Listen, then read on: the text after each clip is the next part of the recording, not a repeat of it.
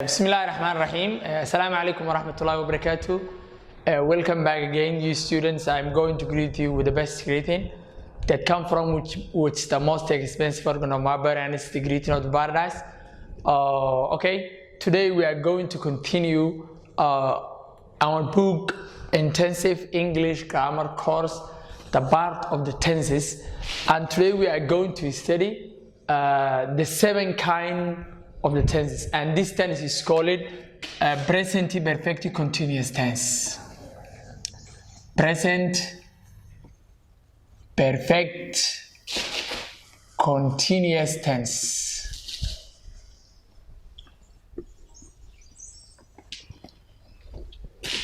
Arday casharkan maanta dhiganayna waxa la yiraahdaa present perfect continuous tense. Waa mid kamid ah noocyada tensyada 12 tennis. waana tenniskii toddobaad hore waxaan soo qaadanay 6 tennis oo hore tenniskan toddobaadna magaciisa waxa la yiraahdaa present perfect continuous tense. waxaan ka jawaabaynaa su'aalaha aan ka jawaabi jirnay ee ahaa what's used for present perfect continuous tense and how many auxiliary verbs are used with this tense and how your subject are used with each auxiliary verb and also the different formula of this tense. marka haddaynu su'aasha koowaad jawaabteeda bilowno present perfect continuous tense ka maxaa loo isticmaalaa? ereyga present af Soomaali ahaan wuxuu noqonayaa xaadir. ereygan perfect af Soomaali ahaan wuxuu noqonayaa sax. ereygan continuous af Soomaali ahaan wuxuu noqonayaa socda. tense waa time waa waqti. marka aynu macnaynayno xagga dambe aynu ka soo macnaynaynaa saas baynu soo akhrineynaa oo wuxuu noqonayaa waqtiga socda ee saxda ee xaadirka. marka wuxuu noqonayaa present perfect continuous tense waqtiga socda ee saxda ee xaadirka. su'aasha koowaad jawaabteeduna waxay noqonaysaa present perfect continuous tense ka waxa loo isticmaalaa xarako beri hore bilaabantay welina socota ama imika dhamaatay. okay, I hope inaad fahantay. aan ku celiyo present perfect continuous tense ka waxa loo isticmaalaa xarako beri hore bilaabantay welina socota ama imika dhamaatay. okay, ka waxaan oranaynaa watan su'aashii waxa weeyaan what's used for present perfect continuous tense and present perfect continuous tense. jawaabtii waynu haynaa oo waxaan isla garanay in loo isticmaalayo present perfect continuous tense ka xarako beri hore bilaabantay. marka waxaan oranaynaa what's used for present perfect continuous tense.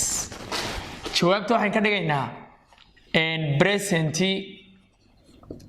perfect continuous tense. why continuous tense is used for waxa loo isticmaalaa weeyaan is used for an action waxa loo isticmaalayaa xarako which xarakadaasoo which began in the past time which began in the past time which began in the past time beri hore bilaabantay and still continuing ama weli socota or amase has just finished haddun dhamaatay. waa intaasuu noqonaya isticmaalkeeda. present perfect continuous tense is used for waxa loo isticmaalaa an action xarako which xarakadaasoo began bilaabantay in the past time waqti tegay and still continuing welina socota. tusaale aynu iskula fahmi doonaa. su'aasha koowaad jawaabteeda waynaynaa. talabaad haddii aynu galnana waxa weeyaan what's used with distance maxaa lala isticmaalaa tenniskan. tenniskan waxaa lala isticmaalaa 3 ficil caawiyo kala duwan. 3 ficil caawiyo kala duwan waxay noqonayaan have, has plus been. marka waxaan oranaynaa there are waxa jira 3 auxiliary verbs. 3 auxiliary verbs. 3 ficil caawiyaal baa jira used with oo lala isticmaalo use it with this tense oo lala isticmaalo tenniskan and they are waxaanay kala yihiin saddexdaasi and they are waxaanay kala yihiin saddexdaasi waa have iyo has plus been saddexdaa ficil caawiye buu leeyahay have has plus been okay waxay noogu xigtay sidee baa loo kala raacinayaa simple way fududahay taasi subject-aagu haddii uu noqdo I ama uu noqdo we ama uu noqdo you ama uu noqdo they intaa waxaan raacinaynaa oo aan la isticmaalaynaa have been ayaabayn intaa raacinaynaa iyo magacyada jamacaaba intaa waxaan raacinaynaa have been oo ay noqonaysaa I have been we have been you have been they have been intii singularkeed bay noo hadhay inta singularkiina waxay noqonaysaa haddii uu subject-aagu noqdo he ama uu noqdo she ama uu noqdo it saddexdaas singularka haddii uu noqdana waxaan raacinaynaa has iyo magaca singularka intaa waxaan raacinaynaa has oo waxay noqonaysaa he has she has it has abdi ali somaliland magacyada singularka oo dhan de has baynu raacinayna kuwa pluralkana have baan raacinayna okay su'aasha afraad baynu gudbaynaa formulada tenniskan lala isticmaalaa waa maxay formulada waxay noqonaysaa waxaan ku bilaabaynaa affirmative formula waxaa ugu horeynaya subject oo ah ficil sameeyihii waxa ku xigaya subject-aagu ma wuxuu qaadanayaa have been mise has been kolba kii ku habboon ee uu subject-aagu noqdo ayuu qaadanayaa waxay inoogu xigayaa verb ing wata baa ku xigaya verb plus ing way waxa ku xigaya plus object waxa ugu dambeynaya adverb of time adverb of time way tan waxa la yiraahdaa ay nimka qornay formula of positive formula of present perfect continuous tense waxa ugu horeynaya ficil sameeya ficil caawiyaha ficilkii la sameeyay halkii lagu sameeyay iyo goortii la sameeyay waxaan ku xigsiinaaba waa inaynu translation sameeyno Soomaaliga English u bedelo before we start that let's try to continue let's try to repeat today we are going to study a present perfect continuous tense present perfect continuous tense talks about or is used for action which began in the past time and still continuing or has just finished. And there are three auxiliary verbs used with this tense, and they are have, has, plus been. I, we, you, they, even if your subject become plural subject, are used with have been. If your subject become he, she, it, even if your subject becomes singular noun, are used with has been. And here is the positive formula of the present perfect continuous tense. You start with your sentence subject, and also it will be the second the auxiliary verb of this year tense, have, has, plus been.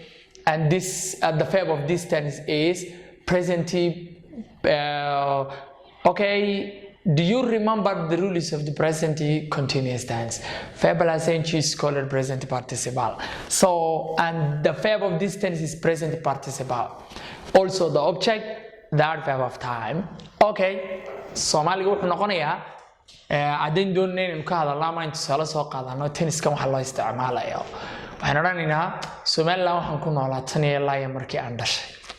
Su'aashu waxay tahay ku noolaanshaha Somaliland ku noolaanaysa meemkay ku bilaabantay samar hore. It began past time waqti hore bilaabantay and still continuing. Welina way socotaayadii Somaliland wad ku nooshay or has just finished. Ama imkun bay dhamaatay ka gurtay ba marka loo jeedaa. Waxay noqonaysaa sidan marka I have been living here. Halkan waxaan ku noolaa oo Somaliland since I was born. Since I was born. Taniyeelaya markii aan dhashay. Ka macnaheedu waxa weeyaan ku noolaanshaha Somaliland waxay imka bilaabmay ma ahaad Somaliland ku nooshay. Bir horaad ku nooleed welina wad ku nooshay bay ka dhiganta. Okay, tusaale labaad haddii ku xigsiino waxaan onayaa he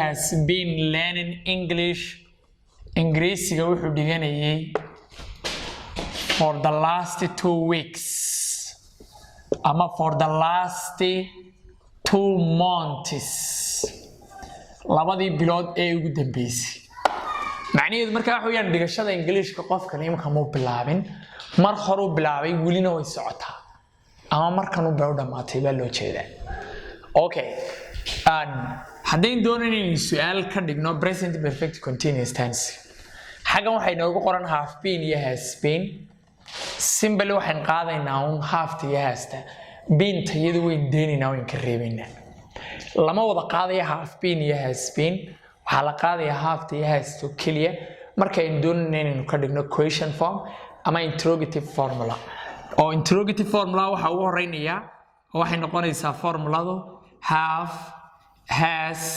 plus subject way hadaba waxa ku xigaya halkan de been tiibeen kaga tagaynaa feebkii ing-da watay baa ku xigaya waxa ku sii xigaya object-gi okay waxa ugu dambeynaya verb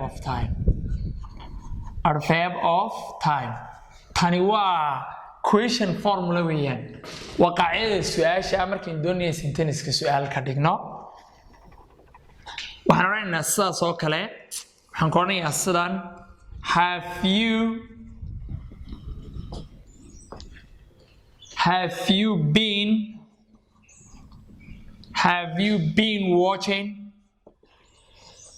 have you been watching films ma filmaan baad daawanayseen for the last 2 hours for the last 3 hours saddexdii saacadood u dambeeyay ma filmaan baad daawanayseen marka waa question formula okay ayaa daawanaysay haddaan has raacin waxaan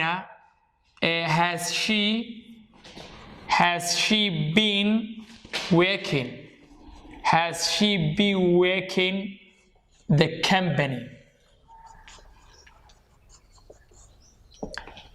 has she been working the company since 1998 shirkadan ma waxay ka shaqeynaysay tan ilaa 1998 marka macnaheedu waxa weeyaan shaqadan ay ka shaqeysaa mid imka bilaabmaysa ma waa which began in the past and still continuing or has just finished simply if you are going to make negative with your sentence add your sentence not put not between the auxiliary verb and the main verb especially we put between 2 auxiliary verbs I mean put not have and been between have and been and also between has and been it becomes I have not he has not like that okay short form of have not waxay noqonaysaa short form ka negative ka haven't way has not iyadna waxay noqonaysaa hasn't ayay noqonaysaa